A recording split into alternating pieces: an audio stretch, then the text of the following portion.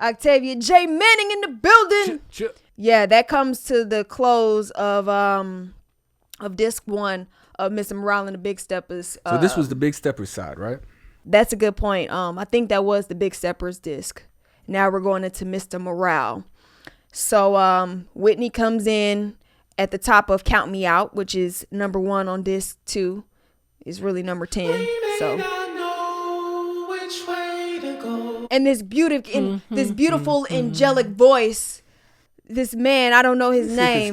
Who is this guy, man? Is it Tim Maxey? Somebody leave it in the comments and let us know, man. Follow us on YouTube, subscribe to the channel. Make sure y'all hit that like button. He says, we may not know which way to go on this dark road.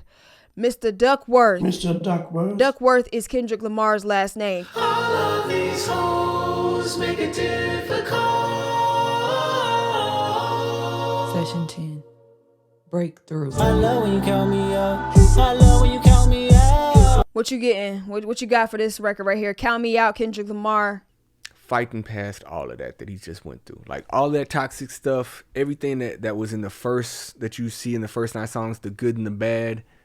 Now you're starting to see what that has made. You know what I'm saying? He's starting to realize who he is. So count me out of the BS. Move me away from that. I like where the song's going.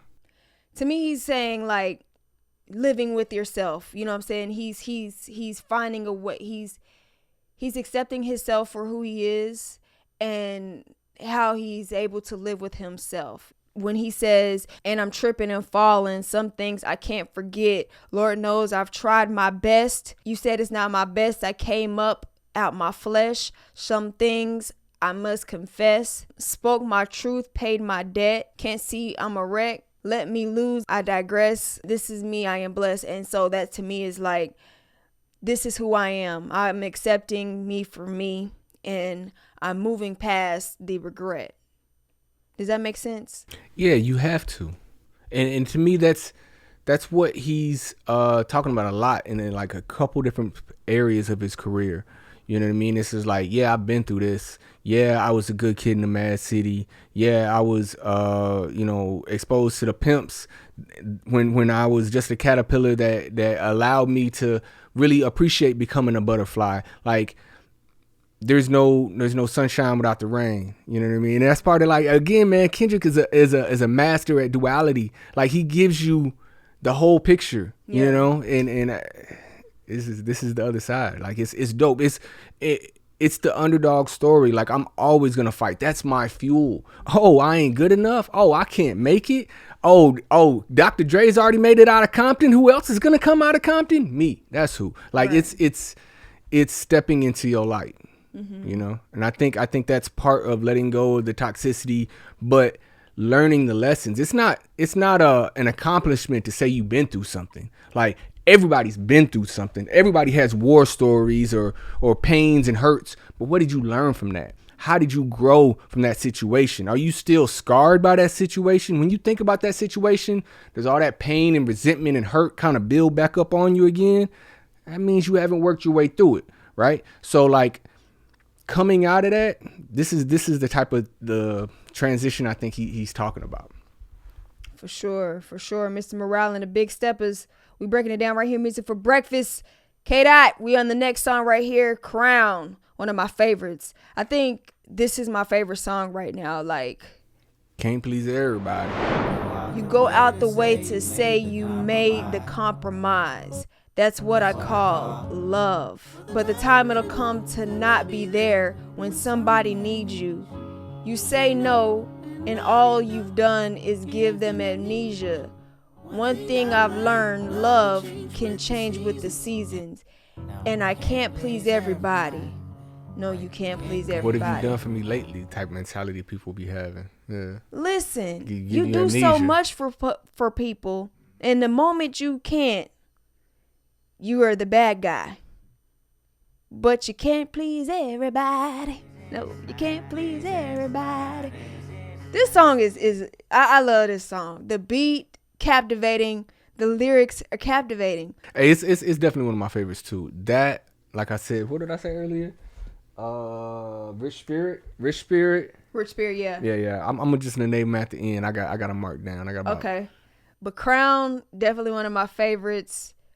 And I love the buildup of this song. Mm-hmm. When he puts in when he starts adding in the high pitched vocals, you can't please everybody. You can't please everybody. It does. I'm take in you church, there. boy. Yeah, it takes you straight there. I was like, yo, this Come on, Ebenezer. man, this song is so hard, yo. Whom is given much is required now. Heavy is the head that chose to wear the crown, to whom is given much is required now. And that's true.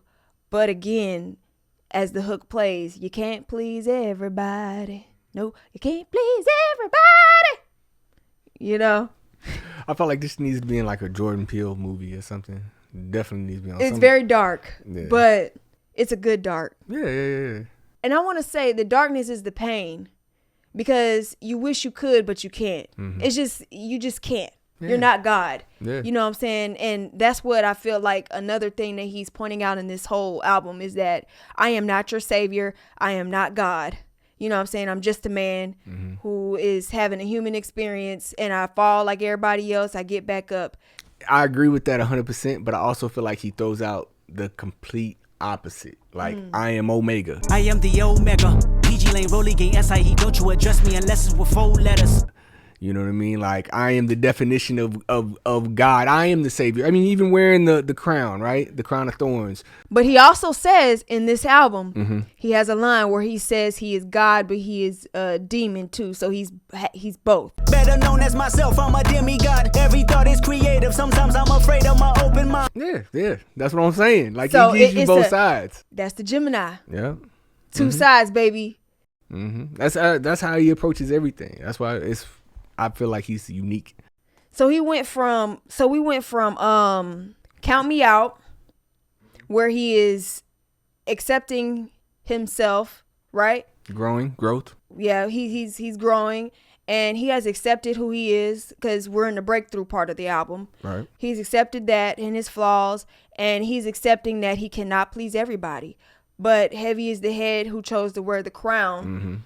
His crown in the on the cover of the album, he's wearing a crown. It's tilted to the side. He got his kids and his family on the cover with him, and with the little piece though in the he nape of his back, holding the piece by any means necessary, holding his piece with his piece on his back. You know what I'm saying? You just dropped a bar. That's hilarious. Oh yeah, I did. The What piece was with bar? the piece. Yeah, he's holding his piece. EA with the IE, and he got the piece in the back. You know what I'm Yeah, saying? boy. So that was Crown right there, and it moves into Silent Hill. This is one of my second favorite songs. It's my favorite too. Push these bitches off me like, push these niggas off me like, I feel like you got to do the Heisman. You time. got to, man. And people are already starting to trend on TikTok with this Heisman song on too. that. I personally think this is the single. Out of all the songs, this should have been the first single to drop, because this song is hot. You know, even though he did the N95's video or whatever, and that possibly could be the single, but I feel like It's not this radio. is the I single. don't think they'll push that to radio. But I love that song, but I feel like Silent Hill is kind of like, you know, the people that's coming for the crown. Kendrick has been silent for a minute. You know, he's been on a silent hill because he's one of the top guys. He's one of the top rappers, in my opinion, and he's been silent. You know what I'm saying? I don't know. I'm just guessing. These are just guesses here, in my opinion. So I'm not saying this is as fact. I'm just, breaking it down as I see it. But he's been silent in how he comes on the track. When he raps, he does the little laugh. I be immune to shit. I'm about to boom again. You funny, dog. Peekaboo. Can't hide behind your money, dog. That was one of my favorite lines in there. Peekaboo can't hide behind your money, dog.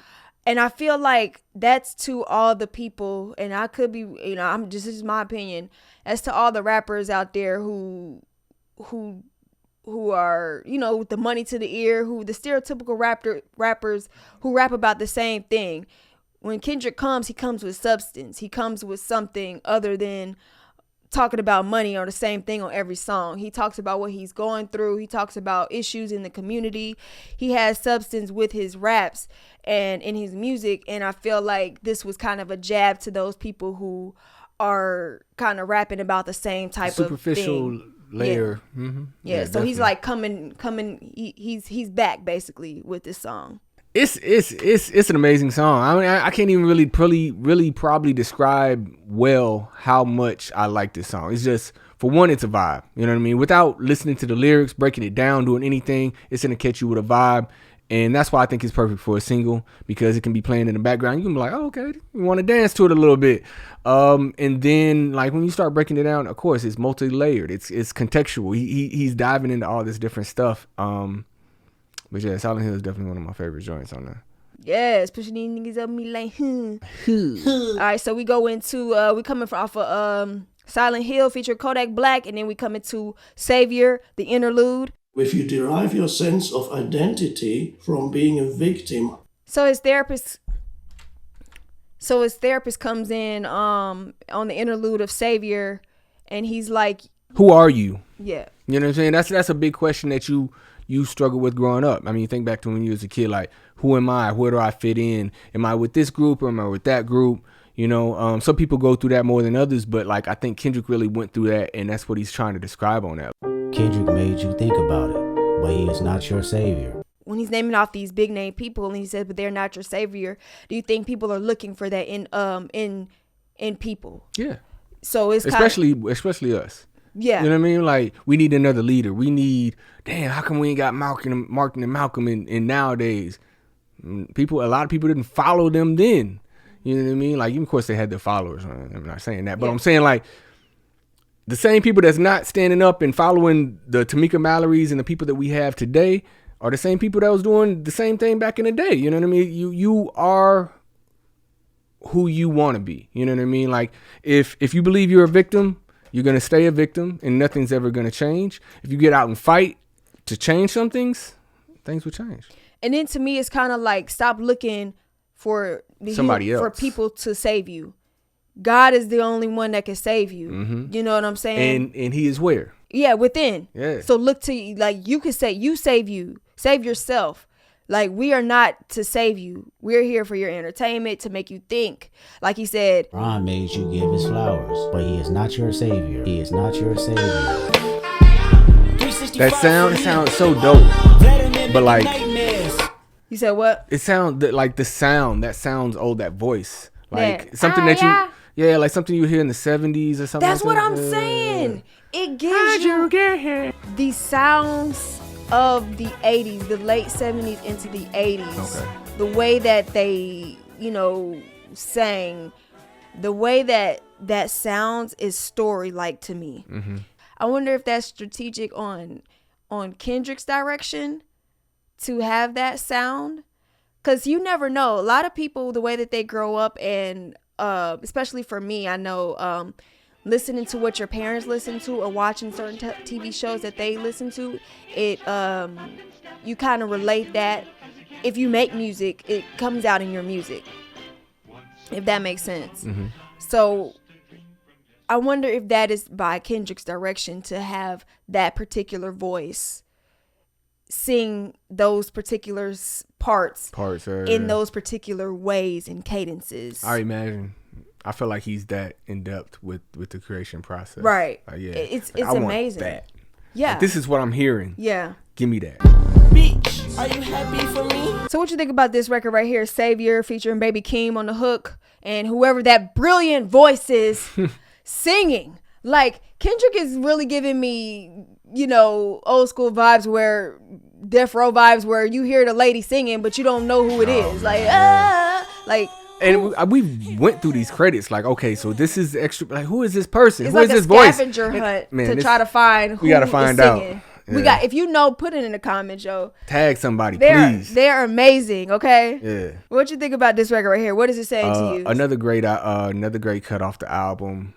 Beat is crazy. I love to hear Kendrick and Keem together. Like ever since, you know, my first time actually hearing them was probably Family Ties. Yeah, I think they probably did some records before that, but that was my intro. Records together. And you know, I just every time they get together, it's gonna be good. Like he's like baby Kendrick, you know. And he adds to it. It's just not like a carbon copy, but just like some of the same elements. And yeah, the lines that kept on sticking out to me, popping in my head was, "Are you happy for me?" Like, but for real, are you happy for me? Yeah. Like, Smiling I know you smiling in my face, but are you happy for me? Like, I'm over here, like, I'm out of your way. I'm not in your way. You can succeed all you want, you know, but you have to hate on me to succeed. Is that your success? What's success for you? Hating on me or winning? Man, this some more bullshit.